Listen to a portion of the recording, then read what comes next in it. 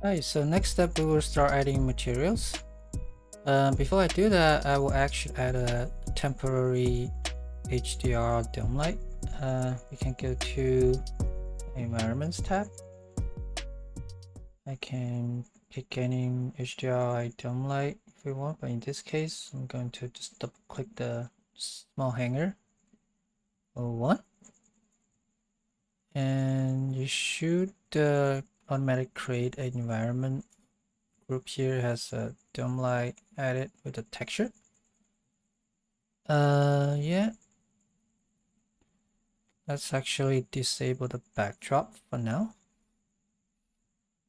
so have a little better backlit from the dome light.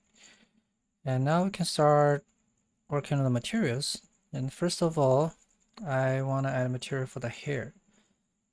So to do that, we can basically right click on the stage to create materials and Omni hair preset and Omni hair black. We can maybe rename it a little bit to see here shader, and we then select this hair deformed group and just assign the material we just created. And you can see the hair material is already assigned. The default value that counts with the preset is actually pretty good. There's not much we really need to change. Maybe we can change the specular a little bit more to 0.4 and just add a little bit diffuse to give a little bit shape. Say 0.05. So that's even too much. Maybe we can set it back to 0.2 for now. Yeah, so actually this pretty detailed doc page about how many hair material we can find if I go to help and reference guide again.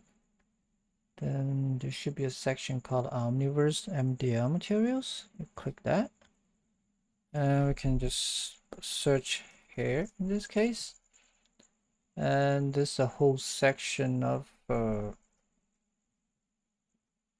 hair materials here. It's called Omni Hair Base. It's talking about all those attributes and presets and in detail, so I'm not going to spend too much time on this. But yeah, let's go back to Omniverse, and this is how we actually create a hair material pretty easily. And now we can move on to the next step. Next, let's move on to the skin material. Before I make a skin material, I want to actually disable the hair and the shirt objects for now, just for quicker feedback. Yeah, and we are going to use Mdl Graph for the skin materials. To load Mdl Graph, we might want to first go to Window, Extension, you search MDL to make sure this Mdl Material Graph extension is enabled. In my case, it's already enabled for me, but just want to double check. And once that's ready, we can go to Window, Rendering, and Mdl Material Graph. You should see some UIs like this. So first of all, let's just create a material here. So click the create new materials, and this is the material it gets created, but we want to name it to C_skin graph, and select this one again. We click import material from selection, and you'll see something like this here. Okay, now let's just start building it. First of all, let's type base in the search bar to the left corner. we want to drag this Omni surface base into the graph. You'll see something like that. And then we want to just connect all the slots to the output.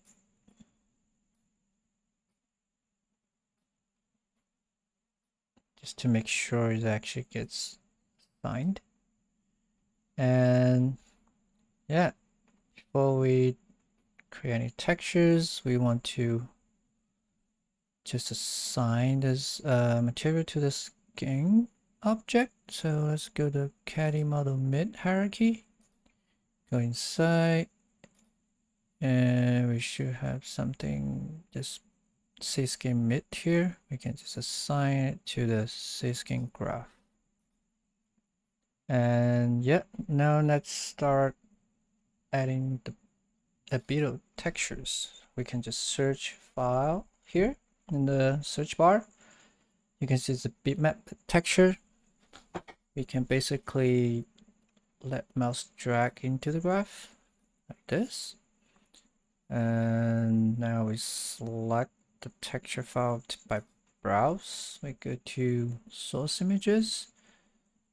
Should be one file called XYZ Mdl linear to sRGB in my case. So select this one and make sure it's raw, means linear space, and we connect this color to the base color section of the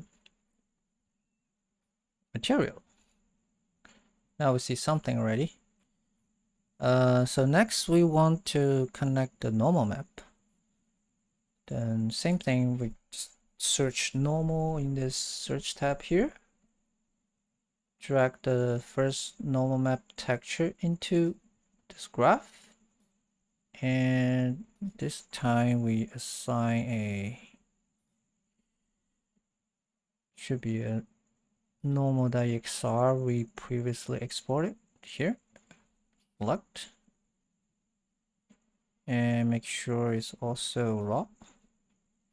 And then we connect this normal to, it's a bit hard to see here, make it bigger, and to the geometry normal of the materials. Okay, I think I start to breaking up the highlights already. And yeah, let's save the file and jump on the specular section of the skin material next.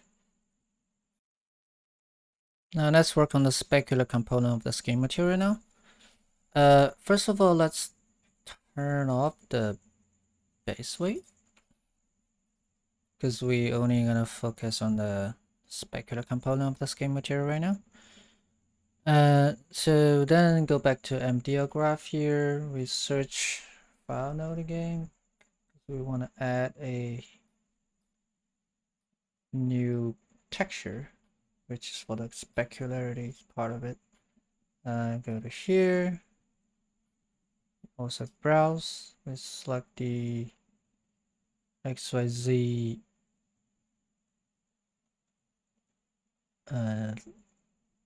utility needed to sRGB. And it should look like something like this, which could be confusing, so I'll explain it right now. I loaded this map in Nuke, and you can see the red component of this map is basically has a little bit of breakup. We can use that as a specular color of the material. And then if we look at the green component, it basically looks like this. You can see some parts pretty dark, some parts a little brighter. We can use that as the roughness of the specular component, because you can see the darker area means it has tighter specular, and the wider area means like more spread out reflections or specularities, and this can be a good candidate for that. And then if we go to the blue component of this map, is basically kind of a occlusion map where this skin pole area is darker and where this nose area is darker because it's less likely to have a specular reflection there. And we can probably use this as the specular weight section of the material. So with this in mind, let's jump back to Omniverse. First of all, let's create the remap node. We can search remap here. Then we drag the remap float into the graph here. Then we connect the red component to the input. Basically, the red component you can see is for the specular color. And if we go back to nuke a little bit, we can look at the, you can see the red values from say from 0 to 0.3 something is the highest value. So if we go back to here, what we can do is the original O input is from 0, O ends 0.35 something. We want to raise that a little bit from 2. Starting from 0.3 and end from 1. So basically we kind of crank up the values a little bit more.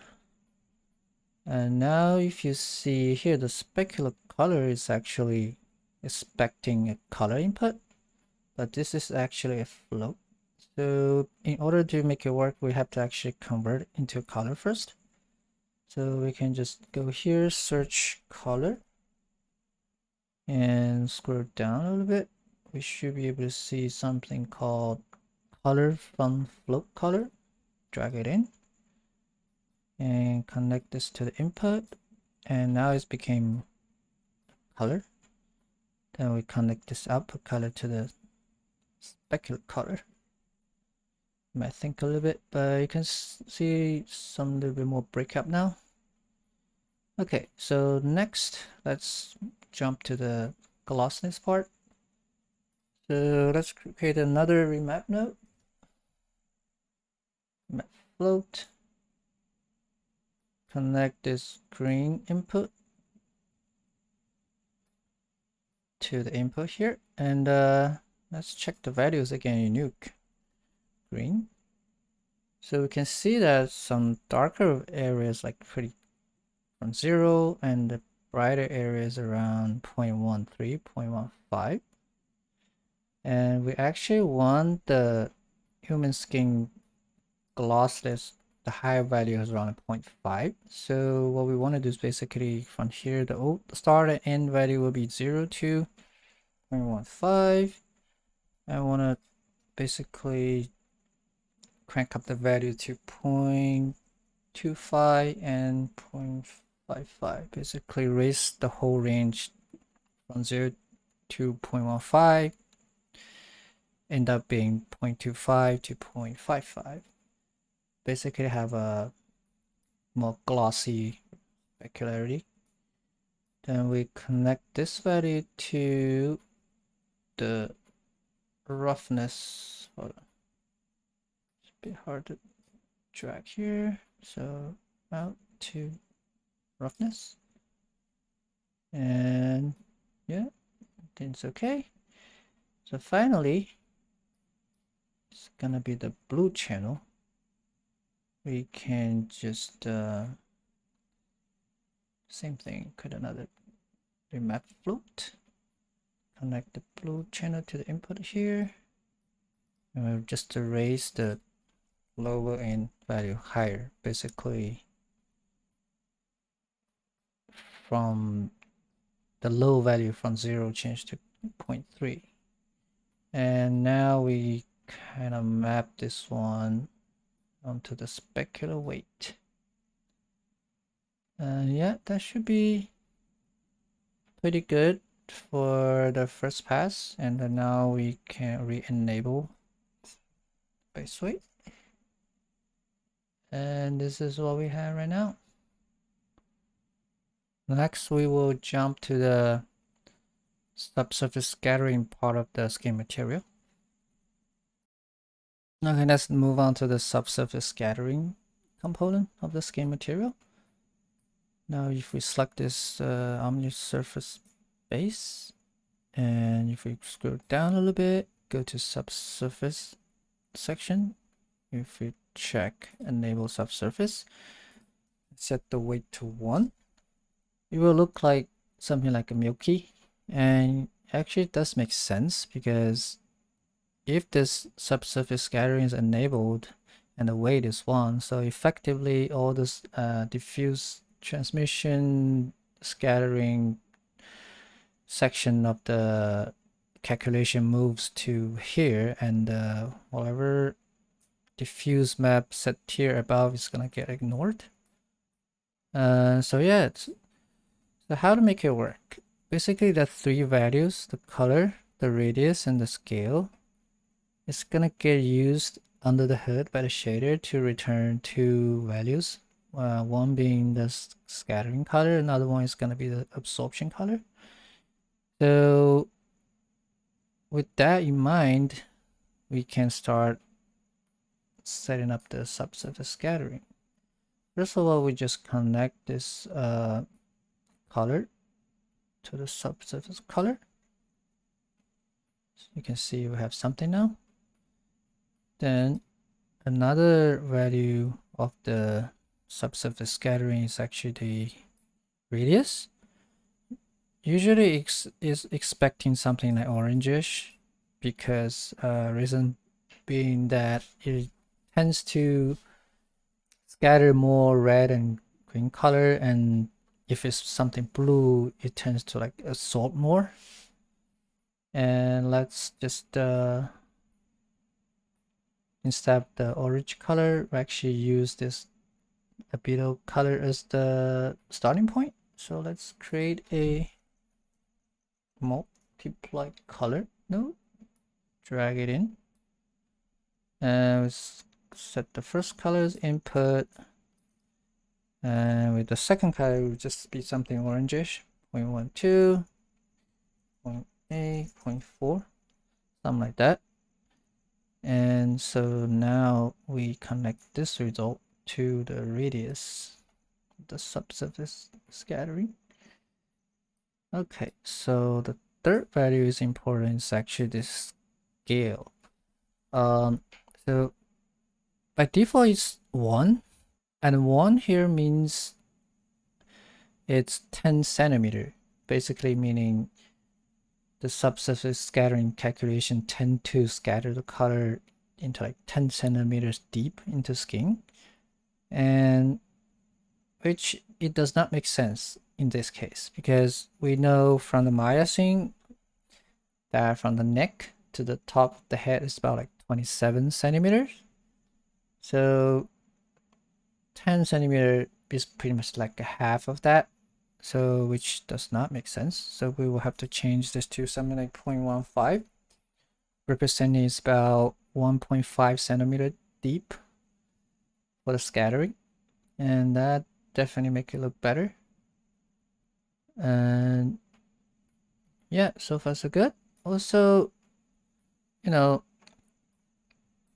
because we enable this subsurface scattering component, and the specular component actually gets less obvious. It actually is correct, because the shaders actually try to conserve the energy. So if you have more energy gets spent on the diffuse component or subsurface scattering part of it, it's naturally gonna have less specularity. However, because our character is more like darker skin character, so we actually want to have more specularity. To do that, we can first of all go back to the specular weight section here. Originally it was 1.321. We can just crank it up a little bit to 0.5 instead. And actually we can also change the endpoint of this. Basically you can see definitely have more weight now. And there's another way to actually add a additional specularity on top, which is we can go to the code section. It's effectively blending another material on top of the skin. So we can just do set point 2 here. You can definitely see the head is more watery now. So let's set the roughness to 0.2. And we also want to break up the specular with the same normal map. And luckily you can see there's a normal section of the coat material. I can just connect this normal map into the normal here. And you should be able to break up a little bit more now. And so far so good. And lastly, we also just want to add a little bit sheen. 0.015, just to add a little bit hint of like pitch fuzz in the glancing angle. And that should be pretty good for the subsurface scattering and the skin shader. And next we will move on to the materials for the other objects.